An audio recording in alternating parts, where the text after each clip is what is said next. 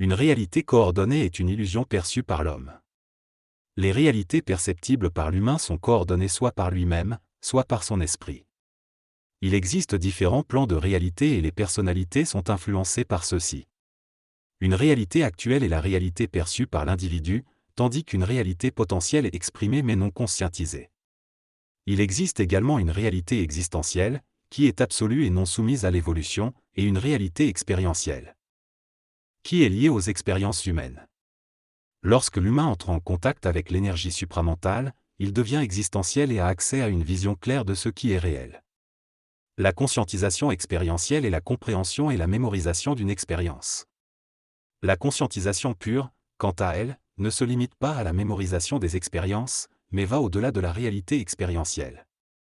L'être humain est actuellement une réalité expérientielle, car il vit dans le temps et l'espace, il expérimente, mémorise, se souvient et cherche ses souvenirs. Il est emprisonné dans un cycle de vie et de mort. Cependant, il est possible de se libérer de cette attraction du monde des morts. Lorsque l'être humain aura l'énergie et l'intelligence pour s'en détacher, il deviendra une réalité existentielle qui existe sans avoir besoin du temps et de l'espace pour exister. Cette réalité existentielle est indépendante et ne dépend pas de la création expérientielle humaine. Le Dieu créateur que l'humanité imagine est placé dans l'astral et crée l'âme humaine. Cependant, le véritable Dieu créateur est celui qui crée et rappelle les âmes vers le ciel. La création, au niveau humain, est l'expression d'une chose existentielle pour la rendre expérientielle. La créativité, quant à elle, est la transformation d'une chose expérientielle en une autre forme expérientielle. Le Dieu suprême, le point source de toute création, n'est pas une création active, mais un phénomène coordonné. De l'expression du temps et de l'espace. Il n'est pas personnalisable ou personnifiable. Il est une énergie en action, transmutative. Il représente la création elle-même. La réalité existentielle et la réalité expérientielle sont deux mécanismes qui font partie des réalités. L'illusion est une forme d'expression d'une réalité et elle est réelle. Pour comprendre l'illusion, il faut percevoir une autre réalité qui englobe celle que l'on considère maintenant comme une illusion. Il existe différents niveaux de réalité, tels que la réalité absolue coordonnée qui englobe les planètes, les étoiles, les astéroïdes, etc. Il y a aussi une réalité absolue incoordonnée, qui n'est pas régie par l'attraction ou l'amour. Certaines réalités sont régies par l'amour et sont évolutives, tandis que d'autres ne le sont pas. Il existe une interaction entre les réalités absolues coordonnées et les réalités absolues incoordonnées. Par exemple, entre la Lune et la Terre, il y a une réalité absolue incoordonnée, qui permet aux phénomènes expérientiels de passer sans laisser de traces. Les photons, qui sont une réalité absolue et coordonnée, peuvent traverser cette réalité incoordonnée pour atteindre la Terre. Dans cet extrait, l'auteur aborde la notion de réalité absolue et coordonnée. Il suggère que dans certains domaines, l'espace-temps n'est pas régi par les mêmes lois que celles connues sur Terre. Par exemple, un vaisseau spatial peut traverser ce type de réalité plus rapidement qu'à la vitesse de la lumière. Ces lois ne sont pas basées sur l'attraction, mais sur une seule loi fondamentale, celle de l'attraction ou de l'amour sur lui-même. Cette loi crée des réactions et des phénomènes qui régissent l'évolution de l'humanité et de l'univers. L'auteur mentionne également des concepts tels que l'âme spirituelle et l'esprit amique, qui sont déconnectés de l'ego et des mémoires. Il soutient que l'esprit amique, lorsqu'il revient dans un corps humain, n'a plus rien à apprendre et possède une conscience absolue, englobant toutes les réalités possibles. En rejoignant l'ajusteur de pensée, l'esprit se libère du monde des morts et se connecte à son double éthérique. Le double éthérique joue un rôle important dans l'attraction de l'esprit amique. Lorsque le double éthérique et l'esprit amique fusionnent, cela peut se produire dans le monde vivant. Cette fusion implique la fusion des personnalités réincarnatives, des pré-personnalités réincarnatives et des plans planétaires.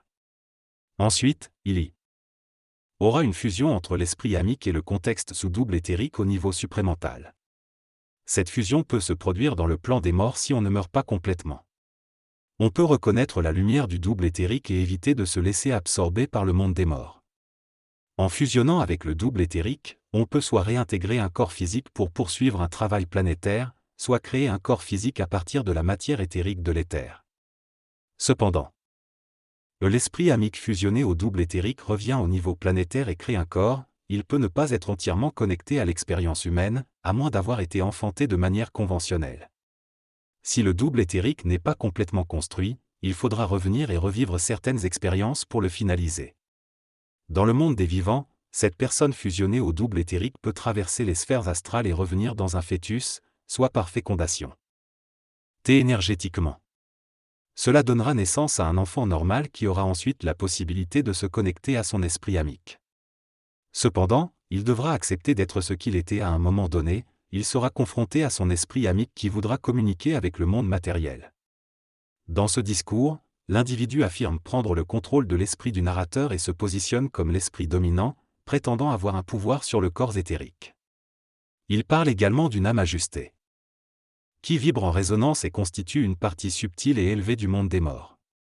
Il suggère que la supramentalisation de l'âme dans le corps éthérique permet à une personne de vivre une bilocation, de revenir à la vie biologiquement à plusieurs reprises tout en restant connecté au monde énergétique. Il mentionne la possibilité de créer un troisième cerveau éthérique qui permettrait à la personne de se connecter à une pensée juste et de transfuser son âme dans le niveau supramental, perdant ainsi son ego, sa mémoire et son expérience. L'objectif ultime serait de créer un double éthérique lumineux qui permettrait de rajeunir le corps physique et, lorsque cela ne serait plus nécessaire, de le désintégrer en lumière. L'individu affirme également qu'il existe une technique permettant une extension de vie en réénergisant les plans physiques et vitaux grâce à l'ajusture de pensée, mais souligne que cette extension de vie nécessite la stérilité. Il mentionne également que la procréation serait assurée énergétiquement et que les femmes ne seraient plus concernées par leur fertilité, les enfants étant éduqués par d'autres. L'être humain crée son corps éthérique lorsqu'il est enceinte, ce qui est un acte de création unique pour lui.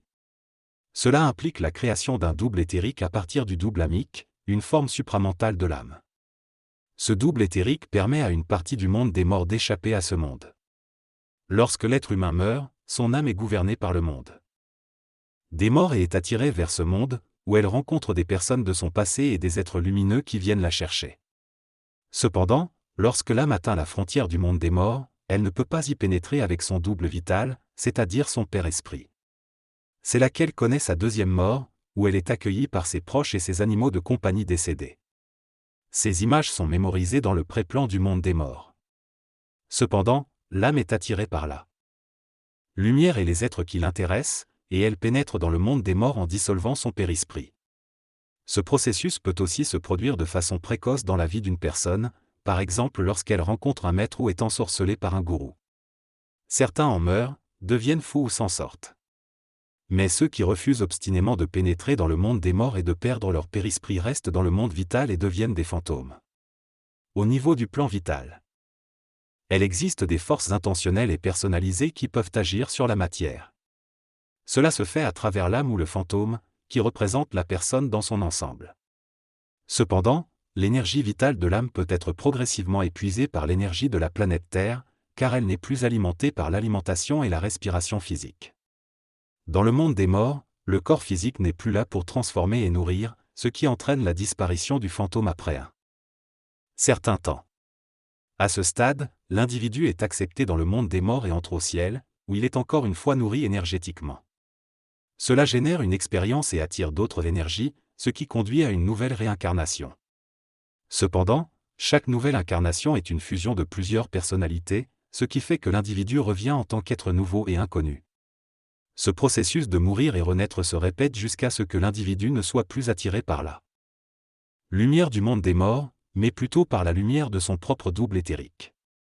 À ce stade, il se rend vers le double éthérique, à moins que celui-ci ne soit pas complètement formé, auquel cas il doit revenir à la vie humaine pour le développer. Finalement, l'âme est absoute et le processus se termine. C'est le processus vécu par le Nazaréen et il permet de reconstruire l'âme en vivant l'émotivité humaine.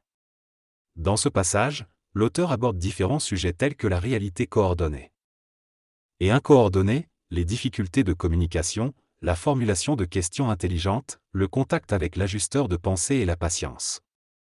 Il explique que la réalité coordonnée est présente dans notre contexte, tandis que la réalité incoordonnée entoure les univers et les galaxies. Les difficultés de communication sont dues à un manque d'ajustement avec soi-même ou avec les autres. Les questions peuvent être mal formulées car on pense trop à leur formulation, mais en se réchauffant, en Réfléchissant et en se parlant à soi-même, on peut finir par poser une question intelligente. Le contact avec l'ajusteur de pensée nécessite une pratique spécifique et peut conduire à des résultats différents, comme l'échec ou la folie. Enfin, la patience est un mécanisme lié à la perception de l'illusion du temps et est nécessaire pour le contact avec l'ajusteur de pensée. Le corps doit également être préparé pour accueillir cette énergie. Une technique appelée ajusteur de pensée est utilisée pour augmenter le taux vibratoire du mental. Cependant, cette augmentation doit être compatible avec l'énergie supramentale, ce qui nécessite que le mental s'auto-énergise. L'ajusteur de pensée agit comme un intermédiaire entre le mental et l'énergie supramentale. Au fur et à mesure de cette progression, le mental puise de l'énergie de l'intellect, puis de l'âme, et enfin du corps vital. Si cela se fait de manière déséquilibrée, cela peut entraîner des pertes au niveau des neurones et des cellules gliales, ce qui peut conduire à la folie ou même à la mort. Si la technique ne fonctionne pas pour une personne, il faudra envisager une autre méthode. À l'avenir, il pourrait y avoir différentes techniques pour atteindre ce contact, et les individus devront trouver celle qui leur convient le mieux en fonction de leurs capacités. La solution est un phénomène mécanique qui peut être technologique. Les conséquences de la solution peuvent être prévues et nous pouvons donc élaborer une technique pour les atteindre. Cependant, il est important que la technique instruise l'homme à s'en passer. Le désassujettissement du monde des morts se fait graduellement, en pensant moins tout en restant efficace. À mesure que le mental est énergisé, il cesse de réfléchir aux pensées astrales et commence à réfléchir à l'énergie supramentale, à l'intelligence. Le cri est un mécanisme permettant d'exprimer des égos périphériques et d'éliminer les vibrations astrales indésirables.